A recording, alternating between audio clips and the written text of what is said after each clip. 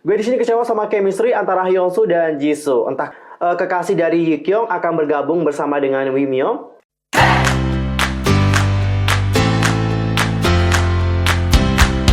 Annyeonghaseyo, Chungudul, Yuso Kemimida, welcome back to my channel. Gimana kabar kalian hari ini? So fine, so good, nothing problem dong kan? Dan buat kalian semua yang punya problem, keep fighting, don't give up. Nah, for this time spesial banget, aku akan membahas tentang serial yang lagi happening banget dan juga heboh banget di kalangan para netizen. Serial yang aku maksudkan adalah Sweet Home. By the way, sebelum kita bahas bersama-sama, pastikan dulu nih guys untuk bantu perkembangan channel aku supaya menjadi channel K-pop terbesar dengan informasi seputar dunia per-K-popan yang terlengkap dan juga ter-up-to-date. Langsung aja subscribe, bunyi loncengnya, like and comment video ini, serta share juga kepada teman-teman K-popers yang lain. Follow juga sosial media aku, di Instagram itu ada @yusokim, di Facebook itu ada Detective Theory, di Twitter itu ada @yusokim2. Gamsahamnida Cingudul, tanpa basa-basi lagi, langsung aja kita bahas bersama-sama.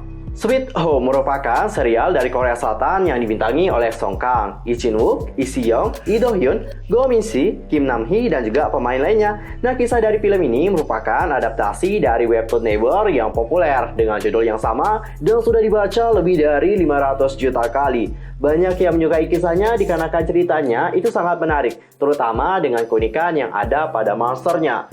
Nah guys, informasi menyebutkan bahwa drama Sweet Home sendiri menjadi proyek termahal dari Netflix dengan budget yang kabarnya mencapai 2,4 juta US dollar atau setara dengan 34 miliar rupiah untuk tiap episodenya. Drama ini sendiri berjumlah 10 episode dan kabarnya menggait tim efek visual dan motion capture sekelas Hollywood. Jadi dengan teknologi yang canggih dan juga tim profesional, tak ayal bahwa para penikmat filmnya akan puas dengan visualisasi yang sangat apik. Serial ini sendiri disutradarai oleh sutradara yang terkenal bernama Lee Eun-bok yang karya dramanya kerap laris dan juga populer. Salah satu dramanya adalah Goblin dan juga Descendant of the Sun. Selain itu, drama ini juga dibintangi oleh aktor dan aktris yang sangat handal di Korea. Bahkan mereka semua dapat kita kategorikan sebagai para artis yang benar-benar totalitas di saat memainkan perannya, terutama dengan Song Kang yang berperan sebagai Cha Hyun-soo. Song Kang sendiri itu dikabarkan berlatih gerakan action di sekolah akting, dan ia juga mulai mempersiapkan dirinya untuk adegan action selama 2 bulan sebelum syuting dimulai. Fakta lain juga menyebutkan bahwa sebelum syuting dilakukan, ia meluangkan waktu selama 10 hingga 20 menit untuk mendalami karakter Cha Hyun-soo yang pendiam dan juga misterius. Selain Song Kang, aktris Lee Si Young juga berjuang membentuk tubuhnya untuk perannya sebagai So Ye Kyung. Dalam serial Sweet Home, dia merupakan seorang anggota pemadam kebakaran sekaligus anggota tim pelatihan khusus. Nah, untuk menunjukkan totalitasnya dalam memainkan peran, dia berusaha membentuk tubuhnya hingga body fat-nya mencapai angka 8%. Wow, amazing. Selain itu ada fakta yang menyenangkan dari drama tersebut. Salah satu pemainnya yaitu Lee Do Hyun dikatakan sempat terkena pukul oleh sutradara di saat proses syuting. Dalam video terbaru yang dirilis di akun Instagram @Netflix, dia mengaku tak sengaja kena pukulan sutradara yang saat itu membawa lidah monster. Alhasil pukulan lidah monster berhasil mengenai bagian bibir atasnya yang membuat bibirnya terlihat lebih seksi.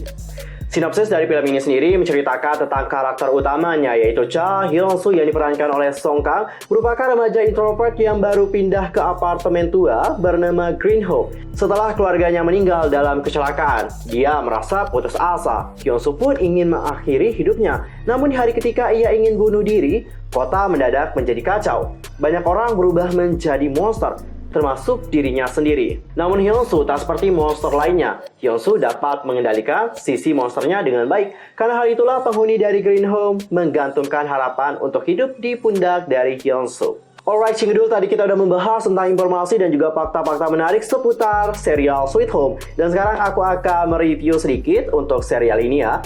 Karena aku baru aja selesai nonton serialnya tadi malam. Kalau kalian apakah masih ongoing atau udah selesai? Silahkan komen di bawah. Alright, menurut aku film ini salah satu film yang sangat-sangat bagus banget. Jujur, ini adalah salah satu film yang sangat berkesan buat aku. Dan ini menjadi salah satu serial yang kalau aku nonton itu nggak pernah aku skip. You know what I mean? Biasanya nih guys, saat aku nonton film atau nggak drama atau nggak apapun lah itu ya, ada bagian yang aku skip 2, 3, sampai 5 menit ke depan. Dikarenakan itu emang benar-benar boring banget. Tapi kalau untuk yang Sweet Home, aku akuin, aku nggak pernah skip. Aku pantengin terus dari awal sampai habis. Dan ini menurut aku film yang sadis banget sih. Sadisnya itu adalah banyak banget adegan-adegan yang buat kita sad gitu. Terutama di saat banyak banget pemeran-pemeran yang baik itu meninggal gitu. Jujur aku sih paling sedih pas Yuri meninggal. Selain itu nih guys, serial ini menurut aku adalah serial dengan alur yang nggak mudah ketebak. Kalau kalian lengah nih, kalian itu dijamin akan pusing gitu. Akan apa sih maksudnya, kenapa dapat gini, kenapa dapat gitu. Terutama dengan si karakter utama, yaitu Cha Hyun Soo. Dia menurut aku sangat rumit banget kisah hidupnya. Jujur aku nggak paham gitu dengan cerita dari Cha Hyun Soo pada awalnya. Tapi saat aku pantengin, akhirnya aku kemudian paham gitu. Apa yang terjadi dengannya, apa yang ngebuatnya depresi sehingga dia ingin bunuh diri. Dan sekarang aku akan ngajakin kalian semua untuk melihat bagaimana pendapat dari para netizen yang telah menonton serial Sweet Home. Coba kita cek bersama-sama. Eksekusi dari webtoon ke IA memang nggak ngecewain, tapi jujur lebih bagus Alice in Wonderland secara keseluruhan. Keren abis sih, wajib nonton. Setelah nonton series ini lanjut baca webtoon chapter berapa ya? Oke, aku jujur belum pernah baca webtoonnya dan aku tertarik sih buat baca sekarang.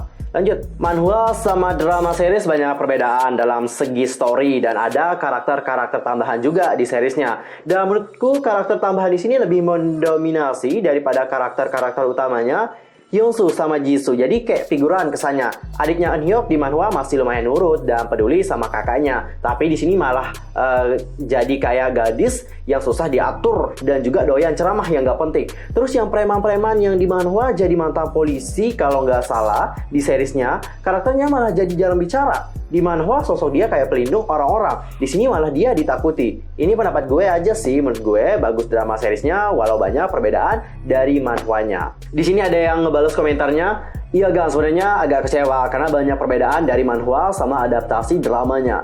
Biaya udah segede itu tapi kalau storynya berubah gini ya nggak dapet feel-nya.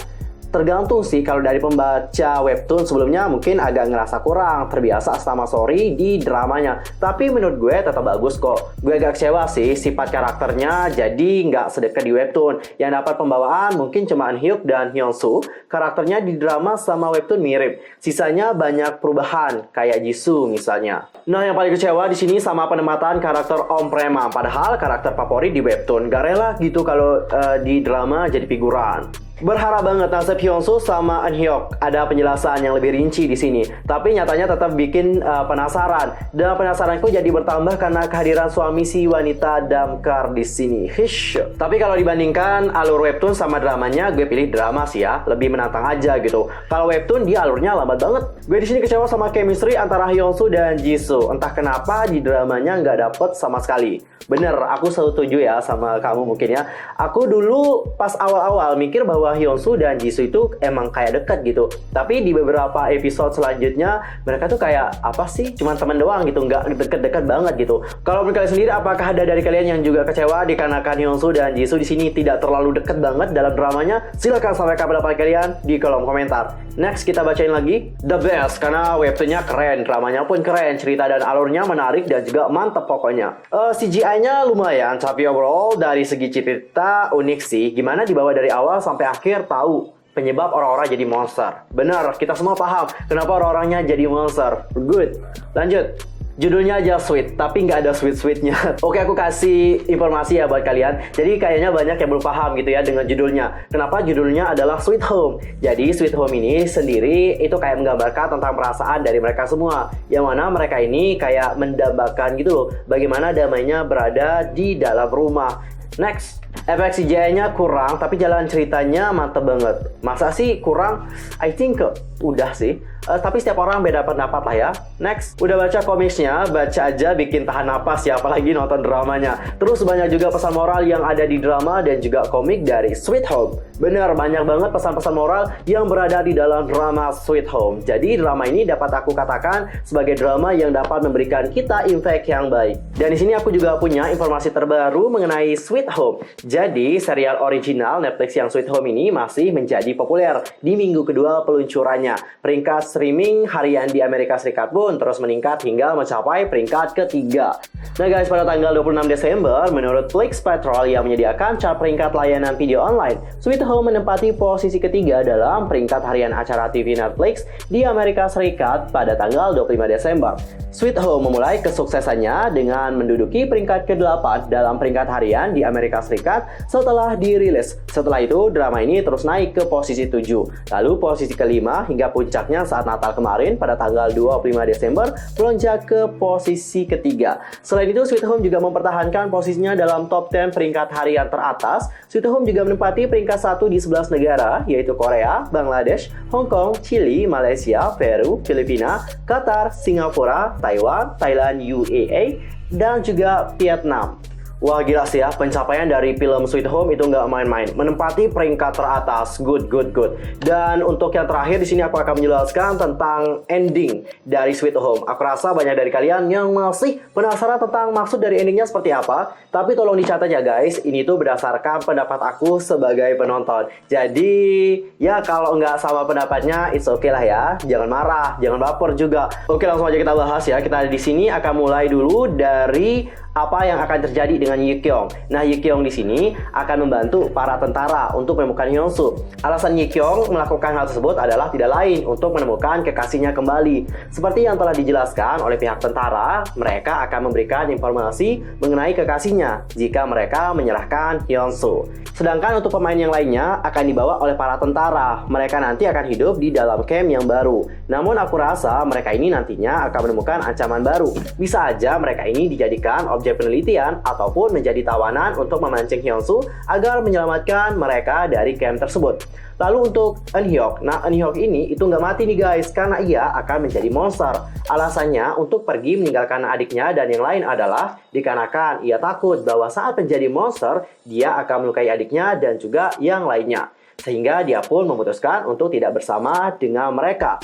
Lalu kita akan ke tokoh selanjutnya, yaitu Jung Wi Myung, yang mana dia di sini berperan sebagai tokoh monster yang jahat. Seperti yang kalian tahu bahwa di akhir dia itu diceritakan hidup kembali dan nanti dia akan melakukan perjalanan ke suatu tempat. Dan aku dapat prediksi bahwa dia ini akan menjadi ancaman terbesar bagi umat manusia. Karena tujuan dari awal, seperti yang telah ia ungkapkan kepada Hyun Soo, adalah menghilangkan manusia dan membuat monster hidup di dunia. Jadi aku punya firasat bahwa Wi Myung ini akan mencari monster yang lain dan mengajak mereka untuk menjalankan misinya, yaitu untuk menyiapkan umat manusia. Sebenarnya si Wi Myung ini telah mengajak Hyun Soo untuk berkomplot bersama dengannya, menghabisi mereka semua, tetapi Hyun Soo menolak dan memilih untuk melindungi teman-temannya. Tapi yang aku curiga di sini adalah, menurut aku ya, kekasih dari Yi Kyung itu kan masih hidup dan dia juga menjadi objek penelitian. Apakah nantinya kekasih dari Yi Kyung akan bergabung bersama dengan Wi Myung? And last adalah Hyun Soo. Seperti yang kalian tahu, Hyun Soo ini memiliki kisah hidup yang sangat pahit gitu.